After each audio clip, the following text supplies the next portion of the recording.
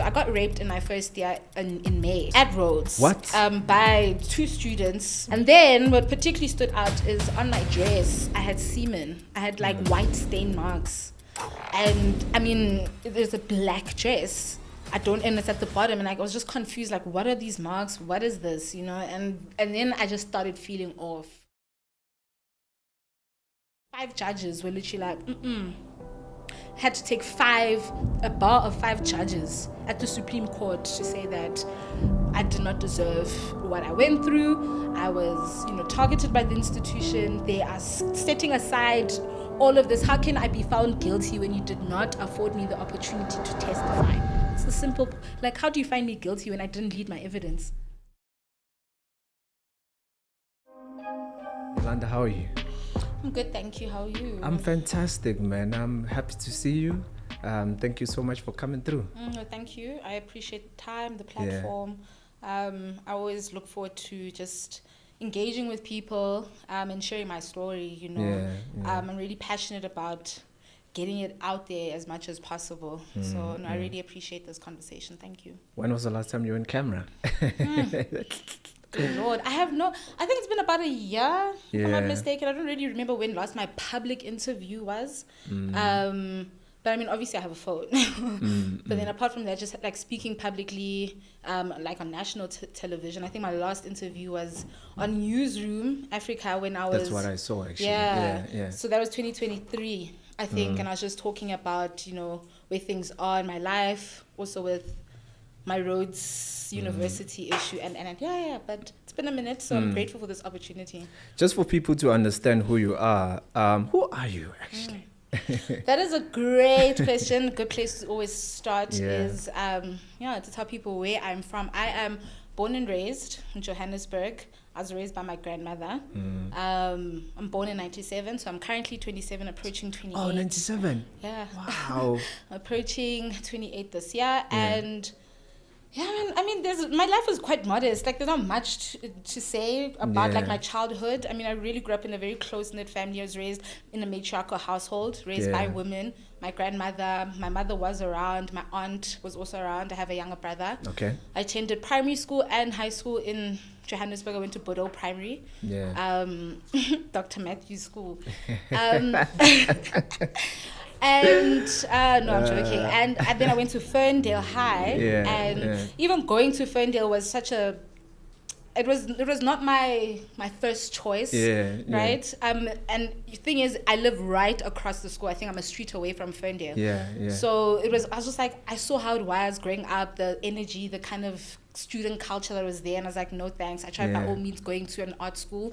I didn't make it, and so Ferndale, the department sent me to Ferndale because that's right next door. Where else do you want to go? I saw your Instagram. I was like, you seem like a person who loves a little bit of some art, but then comparing to your stories, so I couldn't really understand. But you're into art, right? I mean, I love art. Art is life. Art is around us. I wouldn't really necessarily say I'm an artist. Okay. I mean, I did do drama when I went to university, tertiary at Rhodes. I did that as a major, and only because I was trying to explore like what it was like, what would it be like, really actually being engulfed in the discipline, because I never had that opportunity in high school. I went to a public school. We never really had drama as a subject, but there were those extramurals here and there, choir. So I was definitely part of the choir at school.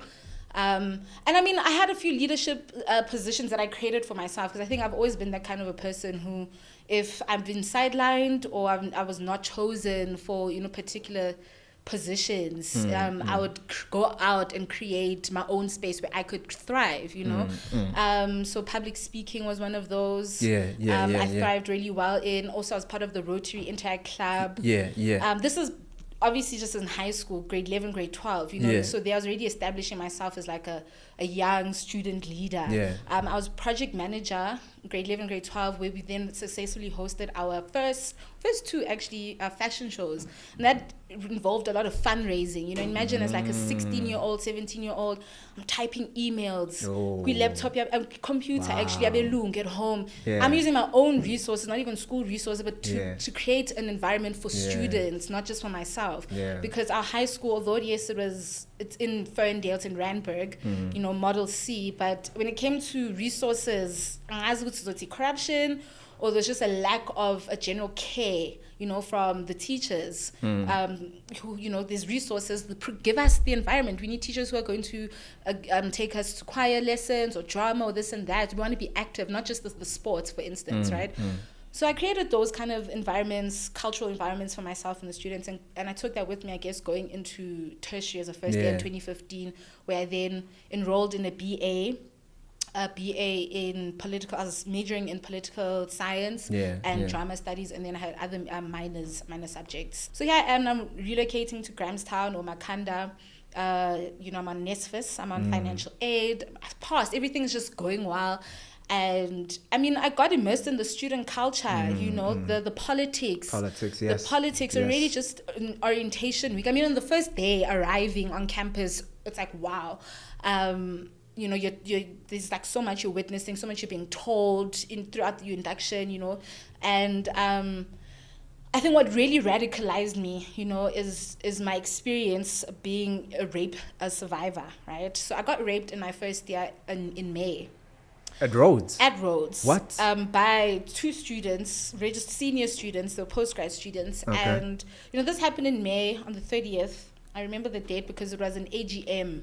I was part of a society. So, you go on campus and you join like student clubs, part of networking, part of building your career, right? Or your personality as a student on campus and figuring out what it is that you like, your interests. So I was part of multiple student societies, and this was particularly for Toastmasters. It was a Toastmasters AGM. So it was one of those annual general meetings, and it was a dinner, very fancy and all of that. And it wasn't on campus. It was like at a center where there's restaurants and stuff. So that's where they were hosting the event. And we got all dolled up and dressed. And I was with a friend because she was part of the society Toastmasters.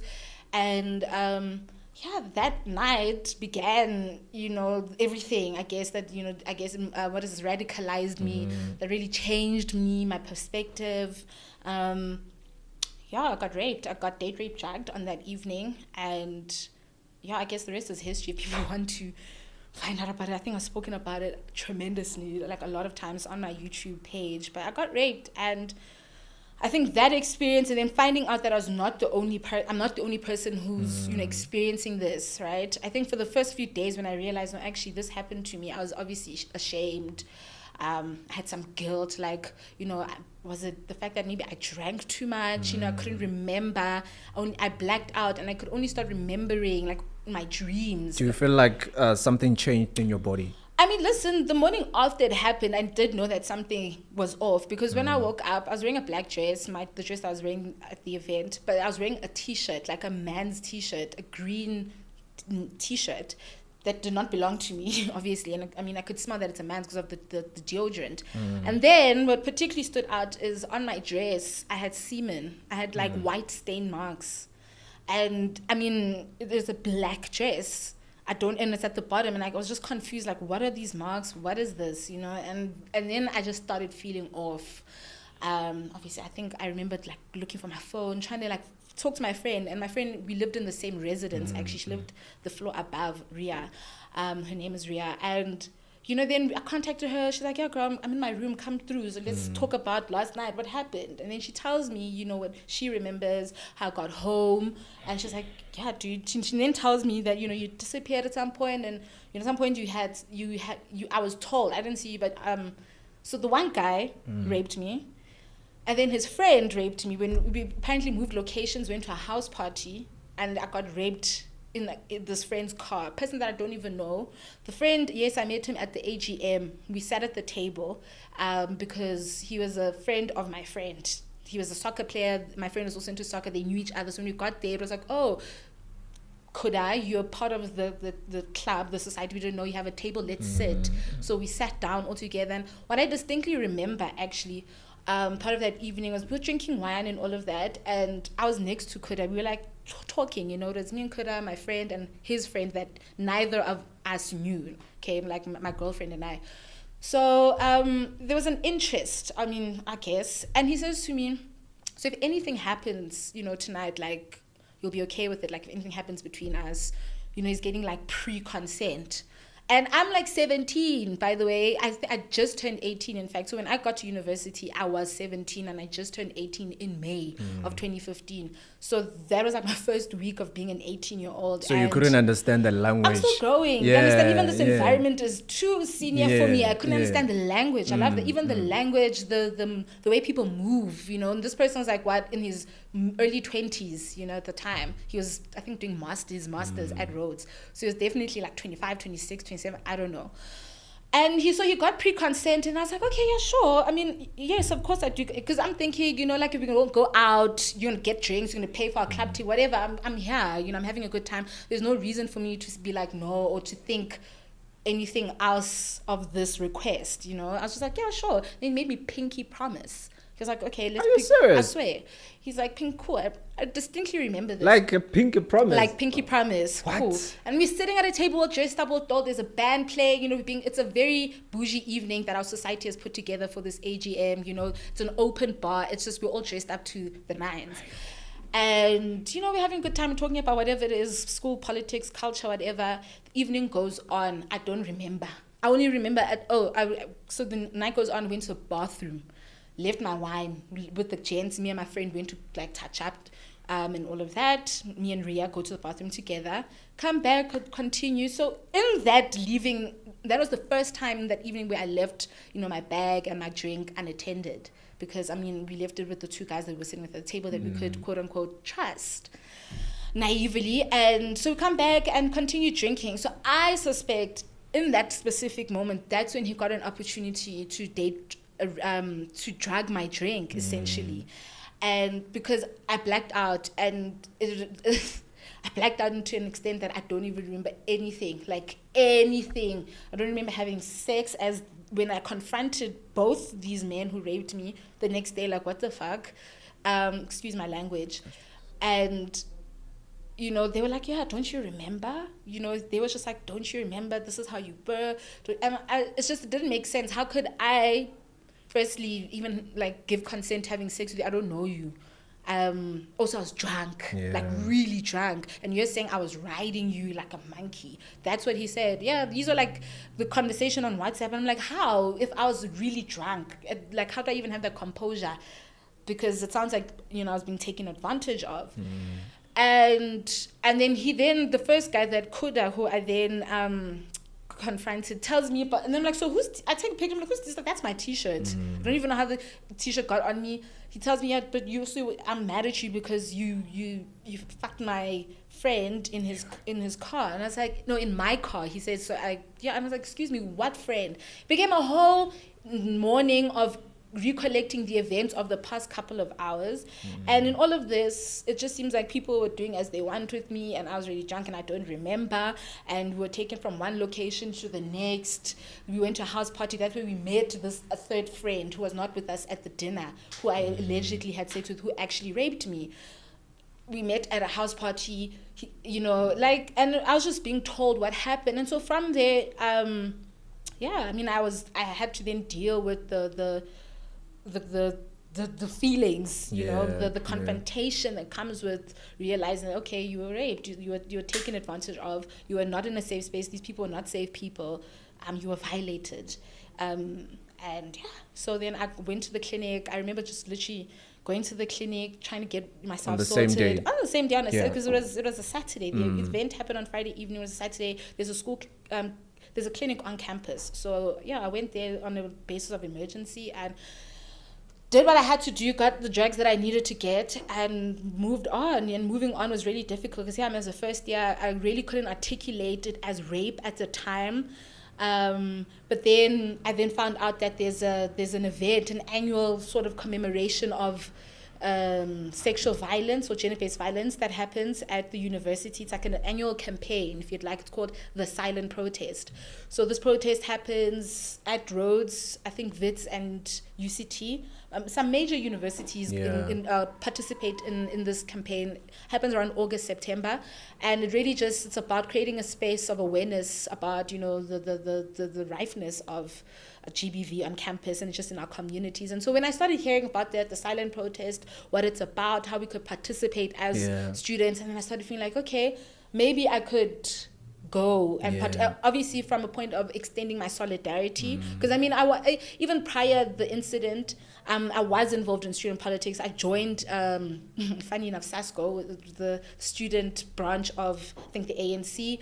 I joined Black Students Movement, which was founded on Black consciousness by Steve Biko, and so that also spoke to a specific kind of politics, and it wasn't necessarily like a partisan grouping. It was just a non-partisan consciousness student movement, and I was part of that as well. So then when the silent protest came, I was like, okay, let me show up and show my solidarity to survivors of GBV, of sexual violence, but then also perhaps I could find, a space of community myself. I could find a place to articulate what I went through, because I really couldn't understand. I was blaming myself for the most part, but I did know that it was more than just me maybe being negligent with my drink at the AGM. And so I participated. It was around September, August, participated in the silent protest. We wear these purple T-shirts that say breaking the silence or whatnot. I think that if you are a survivor,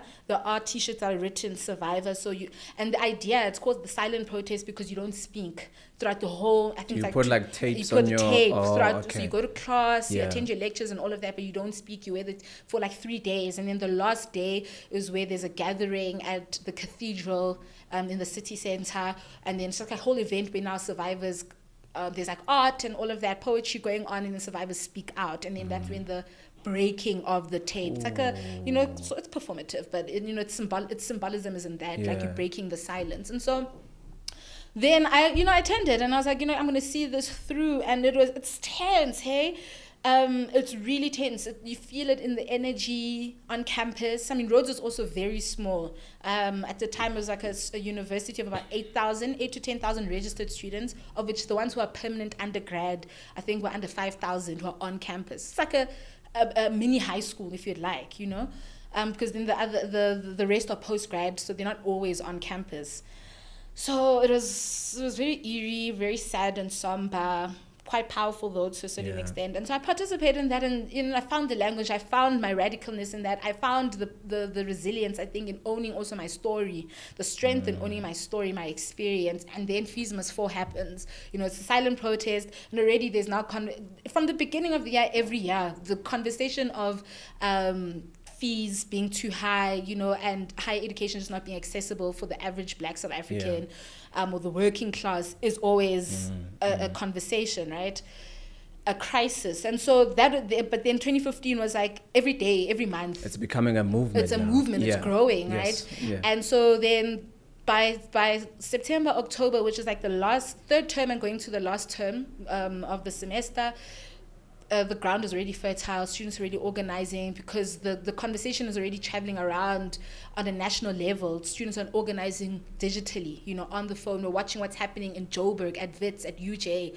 And so then we were radicalized from that, as the different student societies, the political parties, and the movements came together. And we also decided that we actually want to have this conversation with management. Let's shut down the institution. There's a part whereby I saw you guys protesting. I think it was with other women as well. Sure. You were almost, I don't know, half naked. Like we could see. Like I was like, what level is that? How did you guys get to that level? So that's 2016. So that's April 2016. That specifically was called the hashtag RU reference list protest. That was hard. So now that's where the university is after me at that point, right? Because I was really involved in that movement, because that protest specifically spoke to now rape culture. It wasn't Fees Must Fall. And then, because in Fees Must Fall, sure, we brought the issue of student safety on campus and this and that, but the goal or the main objective, what we were discussing, or the agenda, was fees, right? And the decolonial aspect of the curriculum. RE reference list spoke to gender-based violence. It spoke to rape culture on university campuses and generally in society. And so when that erupted, it started with the Chapter 212 poster campaign. That started in March 2016. And we're like, listen, it's a crisis. People are getting raped. let's say even in fees, but girls, even men, everyone is susceptible to being a victim of this crisis, which is rape culture in our university. We need to talk about it. Why don't people understand consent? Why can't these young adults in this institution understand consent, right? Why are they violent towards women particularly? And so we ran the chapter 2 and 2 campaign, and it speaks to chapter 2.12. I call it 212 because that's how it's written out, but it's 2.12. It speaks to a certain section in the South African Constitution, chapter 2.12, which speaks to bodily autonomy, everyone's right to bodily autonomy and integrity. So we use that as a theme to say that, look, we are entitled to being safe. Our bodies must be safe. Even in our residence rooms, we must feel safe. How can we get raped even in your own residence as an all-girl res, but a guy can come into your res and rape you, and even if you report it, there won't be any sort of response or proactive response that will, arbitrate the issue. And so that happened, was met with a very I can't even what's the word it was not an enthusiastic response, the opposite of enthusiastic. From the university, they took down the posters, the management took down the posters, and then that riled us up. We got very upset at that. We were just like, but there's no conversation. They're not reaching out. They're not trying to reach out to this movement, which was also supported by the Student Representative Council, the SRC. So they could have easily contacted the SRC because our posters had the logo saying that this is a campaign endorsed by the SRC. If they were wondering who are these students who are just putting up posters in the middle of the night, right? So they just took them down. Management instructed security to take down the posters, and that was that. And so that made us really upset. Like, university is not trying to engage us. They're not even trying to release a statement. And so then we gathered. We gathered and we were wondering, what's our next step? What's our next move? And, within that gathering, we actually wanted to identify let's put a face. Let's actually put a face and a name to this crisis, because we're saying there's a rape culture issue, right? But who are the rapists? Like, generally, if as 30 women across different years, first year, second year, third year students can come together and we all and we have friends who are telling us their own experiences, can we be honest amongst us and say, who are these students, right? Who? Let's put a face. And then we put a face and a name to it, and a list was drafted. Wow, there was a list. A list was drafted, and it was at that time, amongst like 30 women, we had 11 names. 30 women could name 11 men that we know of, either personally or through a net, like are you serious? Yeah, I would say, okay, it was my friend got raped, or I heard, or whatever. And some of these are actual cases on record. These are students who've actually had cases filed against them at the sexual harassment office, or the harassment office rather, let me call it that, at the university. So 11 guys can come in and rape girls and get away with it just like that? Yeah, I mean, clearly that's what we had identified amongst the 30 of us. And then this list, by the way, when it was drafted and when it was circulating on social media, it didn't say, and it still does not say, you can look at archives. This list never said Jay or whoever is a rapist. It just said reference list, names 1 to 11, and then at the bottom it said et al, which means and more, and others. Are you being for real, That's Yolanda? It. And then when we posted that list, when it went live, it had no caption to it. Also, it had no caption to say, nothing. It was posted on Facebook. Yeah. And it triggered a whole response that neither of us could have anticipated, literally. Which was, students were like, we know what this list means. We know these are rapists. These were the comments circulating. I think within 40 minutes of that post being live and circulating, it had like over hundreds of comments on Facebook, because Facebook is the popular platform that is on the communication media platform that is used by students at Rhodes. And so, it was just trending. And people organizing within 40 minutes. There was a call to meet down at Steve Biko Union building at the lawns. Ukuthi akuhlangane bafazi kukhulume ukuthi hey le ndaba, because there's 11 but there's more. Excuse me, after you guys dropped the list, did the university maybe respond? Yes, responded that very night. It responded because when the women organized themselves, there was a call and we all went and we all gathered. I personally did not send out a call saying women must meet. I did not do that. There was a call led by other women students on Facebook, and I went also to see what's going on. And mind you, I lived uphill, right? Uphill on campus. So I was watching from the balcony. People are walking out. So I'm like, let me go also. Told my friend, girl, they're mobilizing. Let's go. Because we can see the conversation. It's speaking to the... I mean, obviously I knew. But then I also then went. And by the time I actually went down campus, it was not even... It was action. The group had already decided that we are going to go confront all those people that have appeared on that list, because we know what they have in common. The list didn't have to tell us. No one had to tell. We know. We are saying they are rapists, they are abusers in whatever capacity. So by the time I got down campus, I recall finding the crowd at Jan Smart's, which is one of the male student residences, Jan Smart's house. Some of those houses are named after colonialists, oppressors. But that's another story. And so we were at Jan Smart's house, or boy res, and then they were looking for one of them who was on the list. They were looking for Jason.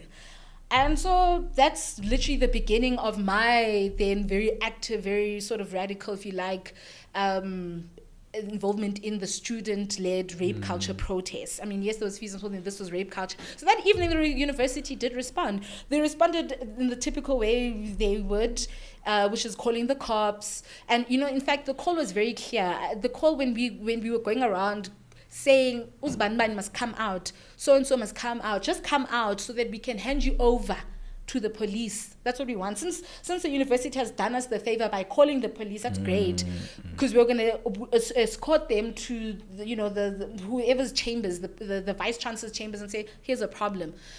They were there, they barricaded the entrance of the university. They closed the main entrance of the university, because our university doesn't have gates. It's not a gate. Rhodes University is not a gated community like other institutions. It's very open, spacious, very communal. So anyone can actually walk in and out. But there's one of the main entrances, Prince Alfred, is by the drama department. So when you cross over, you're now into the community. You're going into like the suburbs and all of that. Right there, that's where the police were. And we're like, okay, no, here. And we also barricaded then. We protested. And we're like, no, thanks. Can you arrest these people? That's what we're asking for, arrest them. We're told, no, we need statements. If there are people who want to open rape cases, it's going to be difficult. And stuff. The everyday things that we are told, even at the police station. And, obviously it became a whole night of events of then students being angry that we're not going to. So what happened was that the few students that were able to be taken out, and I say taken out of their rooms because that's literally what happened. No one was dragged. No one was dragged. We knocked on the door and we said, can you come out and face the music outside? Yes, it's a protest. It's not going to be pretty. You're being shamed right now because you are a rapist. And in fact, the women who says you have raped me, here they are. A person can identify their rapist. So, all we're saying is that Puma. And they came out. And then we put all of them, I think at the time we managed to get, quote unquote, 3 of the male students. Okay. I mean, some of them don't even live on campus. Others, they ran, they hid themselves. The others cooperated. Essentially, we just wanted cooperation. And in that cooperation, we obviously barricaded them. There was a block. They couldn't move. The people were surrounding these male students because there were the cops, and we were telling the cops, take them. That's all we want. But don't just take them and not tell us where they're going to go. We want them to be arrested. So there was that clash, right? And it got so tiring on the first night I left. That's literally what I did. I was there for a number of hours. I think in the early AMs around 2 a.m. I left and I went back to my res because I was just not going to do that whole all-nighter thing. It was very dangerous as well. It was very dangerous. I was not also trying to get arrested or do anything that would get me into trouble. But then and so this happened on the 17th of April 2016. That was the first night when the hashtag RU reference list erupted on the university campus. It trended on Twitter, literally across mainstream news. And then we began a whole 1 week of shutting down in the university. Woke up refreshed, on Monday morning, and I was like, yes, let me go find out what happened last night with those guys. They were not successful. Apparently they were escorted by the police. At that time, that's all we were told. But we were to later find out that not only were they escorted, they were somehow, safely evacuated. They were actually taken to Port Alfred, to a beach house, and they were kept at a safe house at the beach for the duration of the shutdown. And that was on the university's accord. I mean, this is a rumor, allegedly. Okay. Allegedly, let me say that. Yeah, that they were escorted and they were kept at a safe house. Meanwhile, we're protesting. Rapists are sitting at a safe house, allegedly, in Port Alfred. But in any case, so we protested, and obviously I was very involved in that. The university identified me as a leader. The naked protest where you saw us bare-breasted, right? Yeah. That happened on the 20th of April. I think it was the Tuesday. Yeah, the 19th of April was the naked protest. It's called it was the naked protest. That was also very spontaneous, not planned. It was raining. We were tired of just not getting some sort of positive response for the university. And also at that point, we're just like, since there's attention, let's keep the momentum going, right? And we had to constantly find different ways to be heard, right? So our protest was very organized. Mm-hmm. We had a task team, a student body task team elected by the students of the hashtag #RefitsThis movement, where we planned a program for every single day. We were engaging lecturers. We were shutting down the venues. We were saying there cannot be school. They cannot be school. Honestly, they really cannot be a continuation of business as normal when we're being raped. We are not safe. Literally, even today, a person can get raped. Even if you're walking on campus at night, somebody from even outside, literally the outside of the community can walk in and snatch you in the bushes on that campus and rape you. That's what we're dealing with. So we need a response. How is the university going to, deal with the situation, yes, and provide and create a safe environment for everyone? And so, we engaged. We also try and understand then also the intricacies of rape culture. What is consent? Let's have those conversations amongst the young men and women.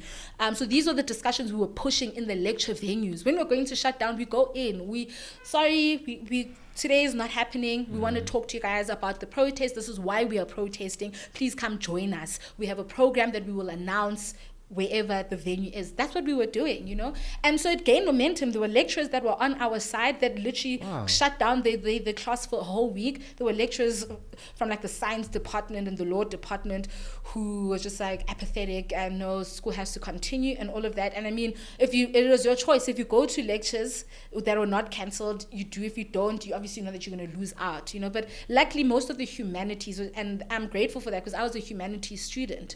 I was doing a BA in politics and drama, and most of the humanities courses, the lecturers, they stopped their classes for that entire weekend. We were engaging on the ground. They were helping us speak to management as well, helping us set up meetings with senior management. And so there was a lot of organizing. There's always a lot of organizing when it comes to movement work. And people don't know that. People think it's just seeing angry black kids on the street or women, protesting, throwing bottles or burning tires, whatever. There's actual critical planning and thinking.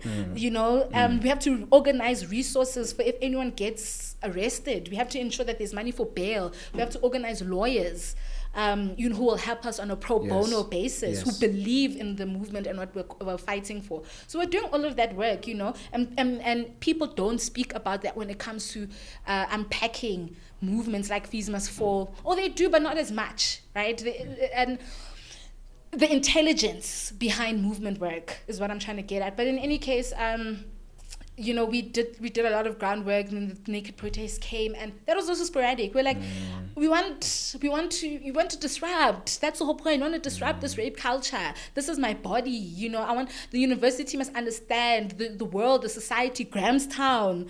People in our community must understand that we are women and we're reclaiming our voices. And so it was just like, let's go off our tops. One person taking off their top, one person taking off their top. That time we're just singing because the police were already there. Was heavy police presence at Prince Alfred. At the entrance, we called it Purple Square. The political name, we're calling it Purple Square. So that's where, the students gather when there's a serious community talk. We go to Purple Square.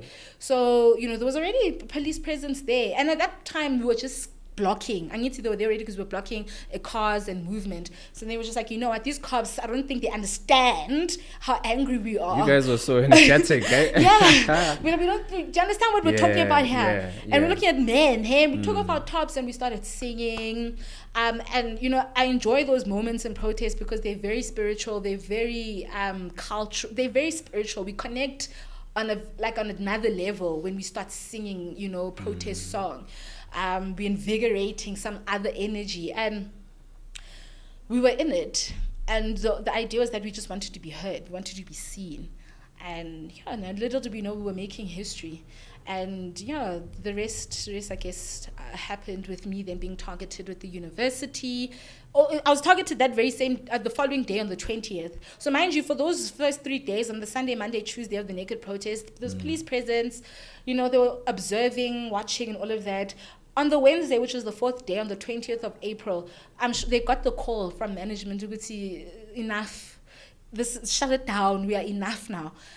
We heard gunshots around 6 a.m. You know, students are still waking. So obviously, some of us, we sleep at the barricades. Others go, there's shifts. We're taking shifts. So those who did the all-night shift, they were met with police presence in the early hours of the morning at a different entrance of the university. And that's when everything then became extremely violent. You know, now they were shooting. They were literally breaking our barricades. Enough. You know, we gave you a chance to perform and do all of this. It's enough now. Because we were very adamant. We were shutting down the university. And it was not business as usual, hey? There was nothing, only those few departments, but it was, and there was also, I think it triggered people's emotions. You know, it was very emotional. So in terms of mental health, you know, people weren't doing well. So there was also a need for a lot of therapy.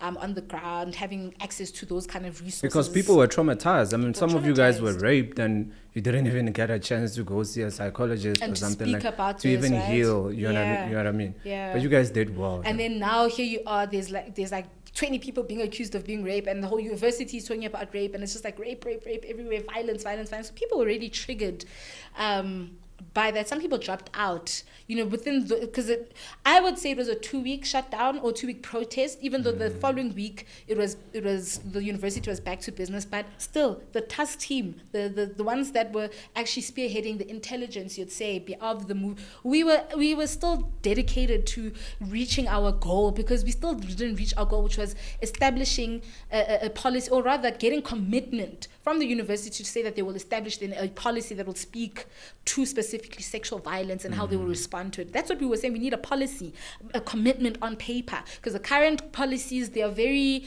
you know, they're not rich. They don't speak to they don't provide the necessary framework that is needed. And so then we eventually did achieve that months later, and they did commit to having another task team that would then draft a sexual violence policy. It would be a draft. So I don't even know if it has been approved, if it's even been implemented, because there were like 75 recommendations from that policy that was released, I think, a year or 2 years later in 2018. I had already left Rhodes. I was excluded by then. But, you know, there was those small gains. And so, you know, that week happened on the 20th. Students got shot at, arrested. Now there were real arrests. Women were getting arrested, dragged.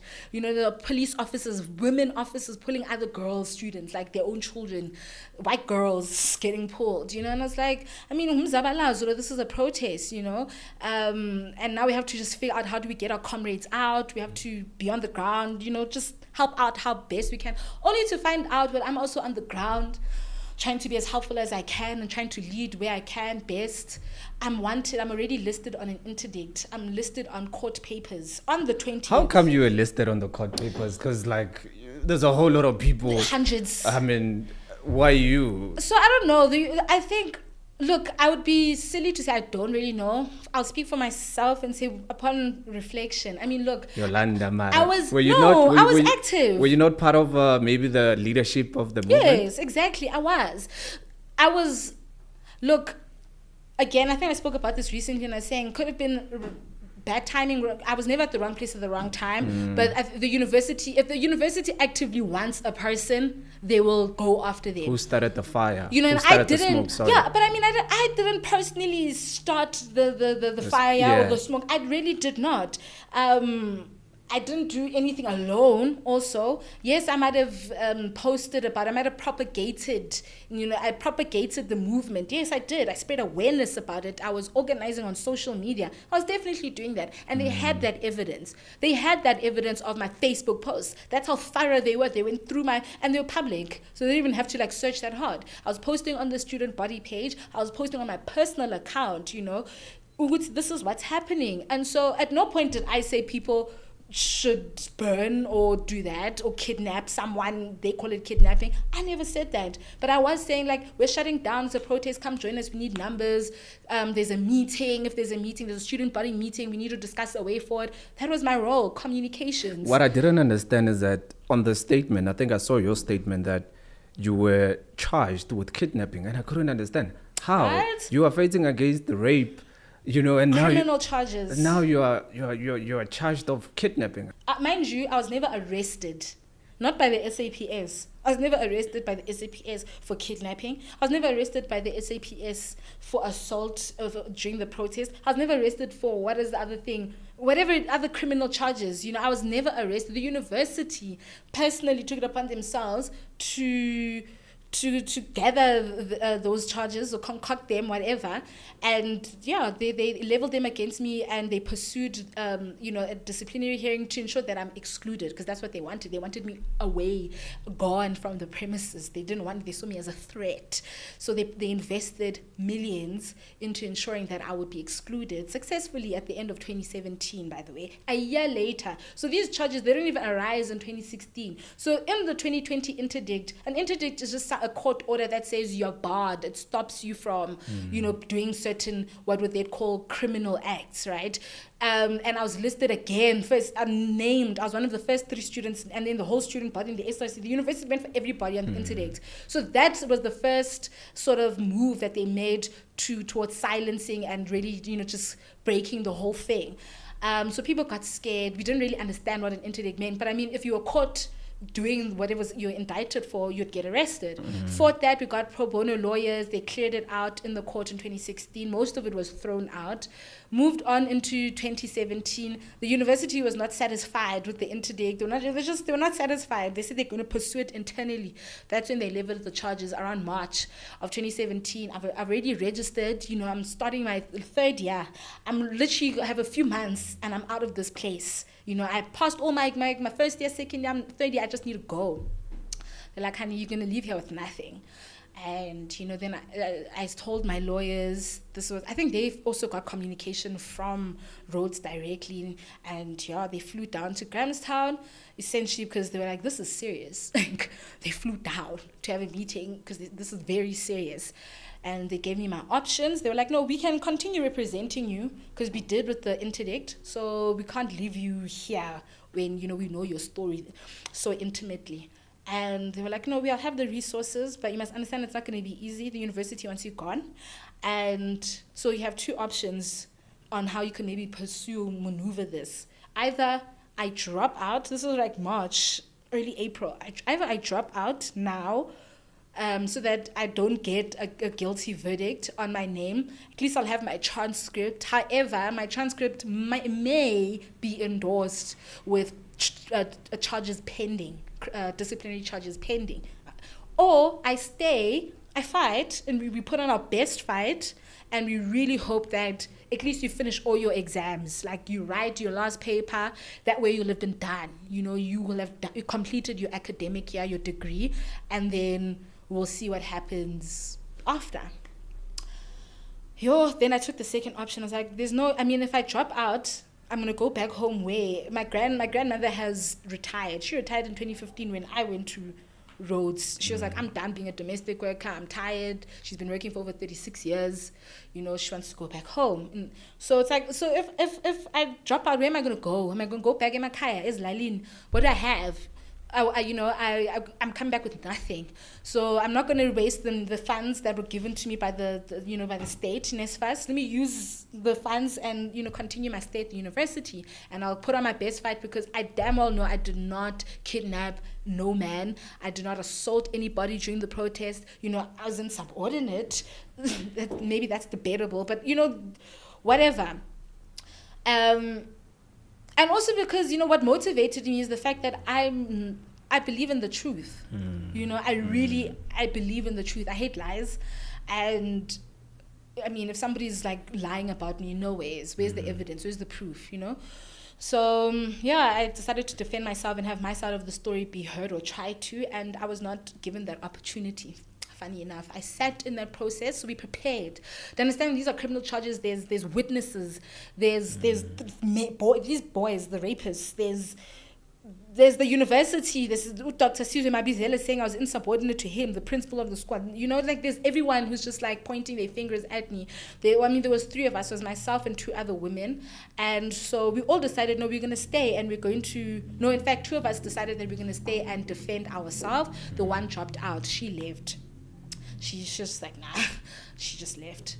And so I sat there, we prepared for like 6 months, and throughout, I was writing my final exams, and this was in November. Now, mind you, I've been sitting in the disciplinary from June. From June, that was when we sat down first, went on holiday, came back 3rd term, it's still going, 4th term, it's still going. And I'm trying to finish my exams, and I haven't spoken. I hadn't led my evidence, because it's a big case. How do you want to... how do you want to get to the bottom of the facts of the matter of something so big, right, like this, with so many witnesses in a short space of time? But in any case, the university did what they did. They denied me an opportunity. Firstly, there was a day when we said my lawyers were not going to be available on that specific day. Can we ask for another day where they'll be available? They were going elsewhere. They were going to be representing other clients elsewhere. The university denied that. And I was also writing on those specific days. So usually they'd sit them for like 3 days or 4 days in a row in a week. So in that week, I also had exams. They refused the request. The disciplinary is proceeding. This was now around late October going into November 2017. They refused that request. And I mean, throughout the process, it was very difficult. We're sitting with the proctor who's hired. A proctor is the judge, essentially, who's hired by the university to oversee the whole case. That person's on the university's payroll. The university's lawyers are there. It's only my lawyers and the other accused students' lawyers who are there. And we're fighting so hard. We're all trying to finish. Listen, my lawyers don't come. I also don't pitch. My lawyers are like, you can go. You can literally go and attend, but we won't be there, and we don't advise. We wouldn't advise it being best for you to go attend in the absence of your legal counsel. So there's nothing we can do, and the university has denied. So if they say they're going to continue in your absence, then so be it. They continued in our absence, and then after that, whatever they discussed, the ruling was handed out. Even on the day when I was going to come, or those days, even if we weren't busy or had other commitments, I still wasn't going to lead my evidence, because they were still busy with cross-examining the other student and her evidence and all of that. Like, it was still so far away from completion. So they decided around, then I think on the 10th of November, this is 2 weeks later, my lawyers are told, they got communication from the university's lawyers that, the decision has already been made, and Yolanda has been found guilty. Yolanda and Dominique have been found guilty of those charges, and so we're waiting for the verdict of what that guilty verdict will look like. On the 17th, they got an email. It was emailed nicely in the inbox, and then they obviously read it first, and then Sis Nomzamo called me. I remember it was in the afternoon on a Friday. She calls me around 12, I think. She was like, I was still on campus. In fact, I'm lying. It was around 11. I was on campus. Then we got the phone call, and she's like to me, it's done. You've been found guilty of all the charges, and you're excluded for life. They've handed a lifetime exclusion. I was like, what does that mean? That's a lifetime. And your transcript is going to be endorsed with those charges. So even if you want to apply or transfer your credits from the 3 years or 2.5 years, you won't be able to. Which university is going to take you when they look at your transcript and they see they're guilty, kidnapping, assault, defamation, and insubordination? Genuinely, even a workplace, which workplace would... They're not going to do that. They're not going to do that freely. You'd have to explain and explain and explain, you know? And I was like, what? And they're like, yeah. And it's immediate effect. Vandaag. Immediately. Uyahamba by 5 o'clock. I have a copy of the letter, the verdict. By 5 p.m., student number, everything will be deactivated. My fingerprints, my card, everything. I'm no longer a student. Just clear. And luckily, I was not living on campus. I'd moved off campus in 2017, my last year. And I was like, let me just leave, because it was actually not safe for me. And yeah, so I was just imagining, if I was excluded while living on campus, sure, I would have to pack up in those 4 hours, 5 hours of the day, and then just move outside of the residence and figure out the rest. So luckily, I had my own place. And yeah, I was no longer a student, and I was also told that if I was seen on campus, it would be trespassing, therefore they'd have rights, to get me arrested, because I'm a trespasser. So that's how I lost my degree. Literally by a phone call from Sisnom Zamo, my lawyers. I cried. And then we had a game plan. The game plan was, okay, we're going to apply for an interdict, an urgent interdict, to interdict that verdict. So she said, go to the court, go to the High Court now before it closes on Friday. I think it closes around 3 or 4 to get some information how we can file it. And then I did, and I got there, and I don't even remember what information I got, but we were late. But I did get information because we were able to be heard on Sunday. So my lawyers worked on an urgent basis, because I had 2 exams the following week. I was literally writing on Monday and on Thursday, my 2 final exams. So they made sure those final, I'm not even going to finish them, because if I finish them, at least now where I am right now could say, even if I've had my name cleared, at the court, that I did finish my degree. Where I currently sit, I did not finish my degree. My exams, who knows what they did? They could have thrown those my scripts away. So I only did first year, second year, and 6 months of the mid-year exams of 2017. You can't count the second semester, because they could have done even with my transcript. They gave me my transcript now, it's not endorsed, but they don't count my assignments and everything else. So that's what happened, in a nutshell. My story is so long, but I have documented it. I have spoken about it immensely. I've spoken about it so many times. And one thing that I definitely learned is that if I had no solidarity, if I had no support of my lawyers, who are the resource that is needed to challenge, an institution like Rhodes University, I don't even know where I'd be today, And even today, my life is a mess. I'm still trying to recover from, my exclusion and everything that happened after that. But without my lawyers, I don't think I would have survived. I really don't think I would have made it out. But yeah, so eventually, we fought that, on the, I think it was the 20th, we went to court. We weren't successful, literally, and we only were successful in year 6. So yeah, year 6, it was on the 22nd of April, it was the 22nd of March, 2022.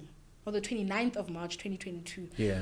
This is now when we're at the Supreme Court of Appeal. Mind you, I went to High Court, I went to Con Court, I went to I've been to the Supreme Court twice even. I've been to all of these courts multiple times, losing. Grahamstown High Court, then listen, I've been in the courts. And eventually, when we got in a successful leave to appeal, to go back to the Supreme Court, then the Supreme Court, 5 judges were literally had to take a bar of 5 judges at the Supreme Court to say that I did not deserve what I went through. I was, targeted by the institution. They are setting aside all of this. How can I be found guilty when you did not afford me the opportunity to testify? That's the simple, how do you find me guilty when I didn't lead my evidence? You never heard my story. I didn't even and I sat there for months, sitting, watching, listening to accusations being hurled at me, listening to all of the lies being hurled at me. We were watching evidence, the so-called evidence that's being played by the university. Where am I in some of these things? It's okay. And then they're saying, here's the part where she kidnapped Uzban. Where? Kidnapping? I'm not there. Maybe other people are there, but me personally, I'm not in this video that you're talking about. But you bring it at a disciplinary hearing as part of your evidence. You're leading it as your evidence. It was such a corrupt space, for lack of a better word. In fact, it was such a corrupt space, very intentional to just get me excluded. And that's just it. That's what I learned. Like, if people want you out, if people in power and who have money want you out, want to ruin you, they can do it, and they will. Nothing will stop them until they achieve what they want. And that's just the privilege and the luxury of having power and money, access to that kind of power. After winning the case at the Supreme Court, did the university maybe come back to you? To say what? They come back, they released a statement. They didn't bother even emailing it to me. They released a statement of their own, just saying they acknowledge they'd always do that, all the times where they've also won. They obviously released some sort of, and then even when I won, eventually they were like, we acknowledge the verdict. We just acknowledge it. Did you have any demands from them? I do now. Where I currently sit, I definitely have demands of my own. Of restorative justice that I'm seeking. Look, I lost my whole academic career. I was defamed publicly by the institution. So I'm suing them. I'm on a journey of claiming damages from them. Not an easy, not a quick process, because again, it requires organizing for that support. You have to look for that support, the legal support. I'm a poor girl. I don't have money to pay my lawyers, or any lawyer, in fact. So I've had to do that work, political work, rallying support. And I've done that. And so just those who will continue following my story will obviously find out in due time, in due course, when things obviously continue to move. But I'm definitely adamant on pursuing damages. I want, some justice, honestly, for what I went through. And again, it's not about the money. It's to say that you don't get to do what you did to me and get away with it without any sort of accountability. Because I believe they were not held accountable. Yes, the Supreme Court cleared my name. That's one thing. But Rhodes hasn't necessarily, I don't feel like I've held them accountable. I haven't even received an apology. Part of my damages or my request is an apology, a public apology. Just an apology to acknowledge that you abused me, you mistreated me. But whether I get it or I don't, we'll see. It's highly unlikely. But there's just this one demand that I want you to talk about. Okay. I saw it on News 24 in an article. And let me just ask you, how much are you demanding? Currently, I'm demanding 10 million. I'm currently, that's not 100 million.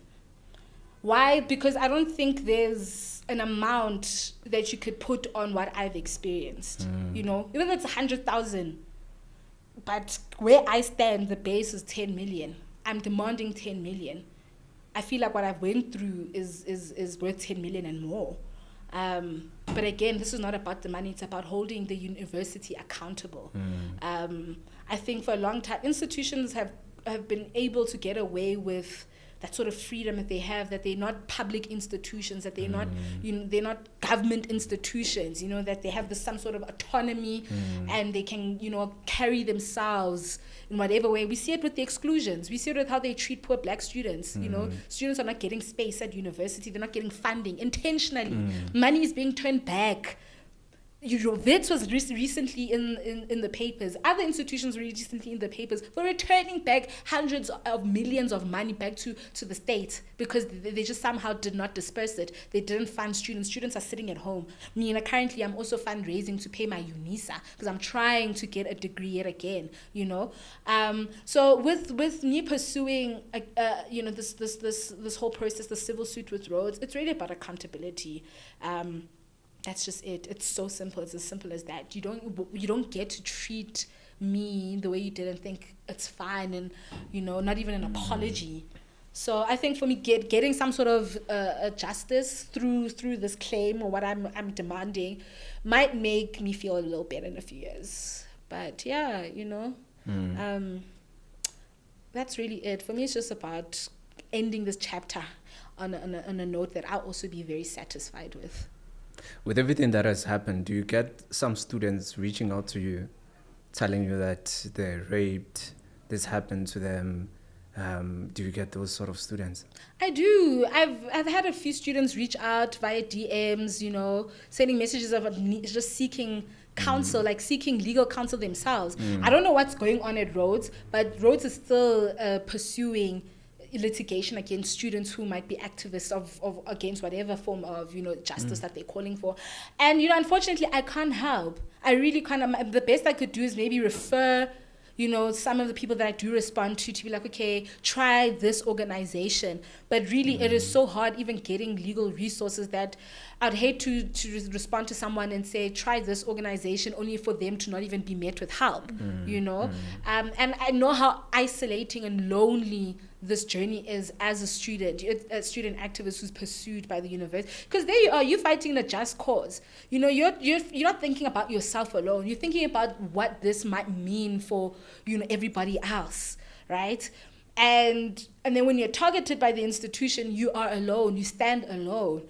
Suddenly those hundreds of people that you were with when you were shutting down, they're no longer there.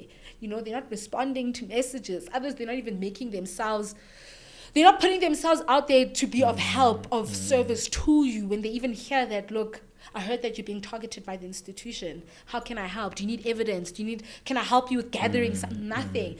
And I mean, look, I am so grateful I had my one friend, Uriabetsui. She was one of the few people who said she would be my witness throughout my disciplinary process in 2017, and she said she'll account for what she knows, and so far as she was with me, throughout the protest. That's all you need. You need someone like that, who will also just lift you up, who will vouch for you. And so, look, it's very difficult, sad, and universities are clamping down on protest action. Oh, they are clamping down.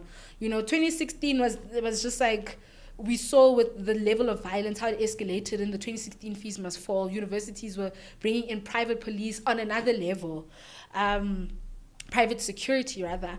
And so, yeah, I don't know. I don't have words of encouragement.